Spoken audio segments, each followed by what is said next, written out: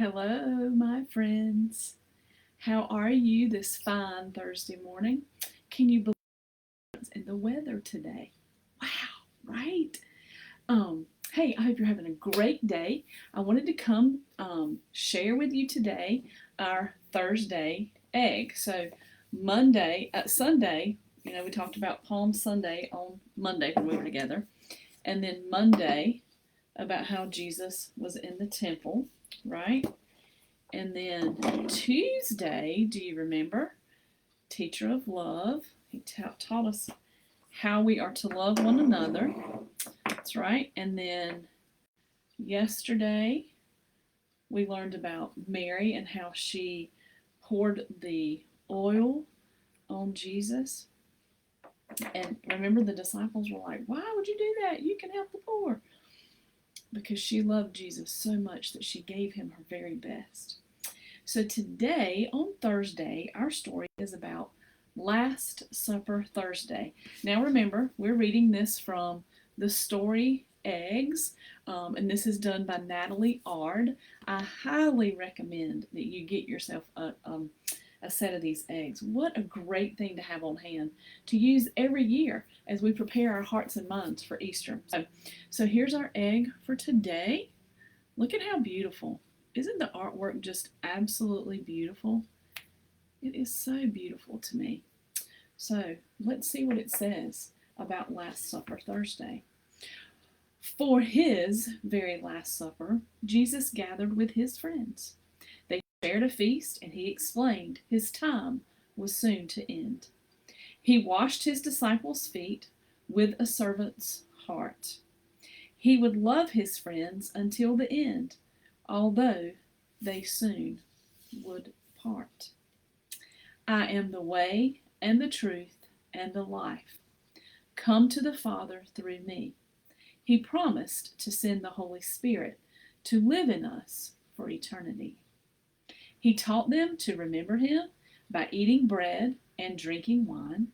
He told them he would be betrayed and by a disciple be denied. Do you remember who betrayed him? Judas, that's right. And who denied him? Peter. So we'll see that as we read on. But if you know those, I know you've been listening to the Easter story. He said, "Do not be troubled. I will send you peace of knowing. Your sadness will be turned to joy. Come, let us be going." And so there they are. Remember, we talked a little bit yesterday in the other book about how, and as we read from the Bible, how here's the bread and the wine, and he said, "Eat this bread broken like my body to remember me," and the wine was the juice representing his blood. And so we do that during communion today, right, to remember what Jesus did for us. And then here he is with the disciples, the Last Supper. So let's see what's next. Oh, can't get my page apart. Hang on. Here we go. He went out into the garden. To our God he prayed. He pleaded with the Lord that night, "Take this cup of suffering away." He knew the time had come. Soldiers were coming soon. He'd be betrayed with a kiss by the light of the evening moon. Jesus was very troubled, but he knew this was the way. The soldiers captured and arrested him, and they led Christ away. Let this Thursday story egg remind us Jesus is the way. Share the good news with your friends and be thankful every day. Share the good news and be thankful every day. You know, here in the church, our new mission and vision statement, a church united in the passionate pursuit of the next generation, and reach out, build up, and share the good news of Jesus. And see, it talks about it here. Share the good news with your friends and be thankful every day. John 14:6 in our Bible says, Jesus answered, "I am the way, the truth, and the life.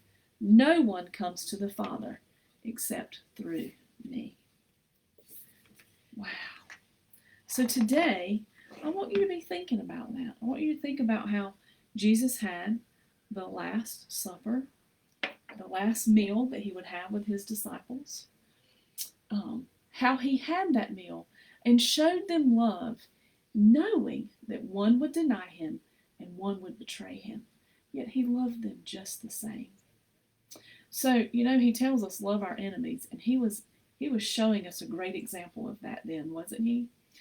Think about, could you have done that if you knew someone was fixing to turn you over to the officials to be crucified? That's a lot to think about. And so that's what was going on Thursday of Holy Week. Today, all those years ago, Holy Week. And so I want you to be thinking about that. And I want you to tell your friends about Jesus. Invite some friends to our Easter services this weekend. We have sunrise on the beach at 6:15. I know it is early, but we got to get up early if we want to see the sunrise, right? And so that sun rising reminds us of the resurrection of Jesus, of him rising and coming back to life. That's why we do that, is so we can see that sunrise, that beautiful sun that he created.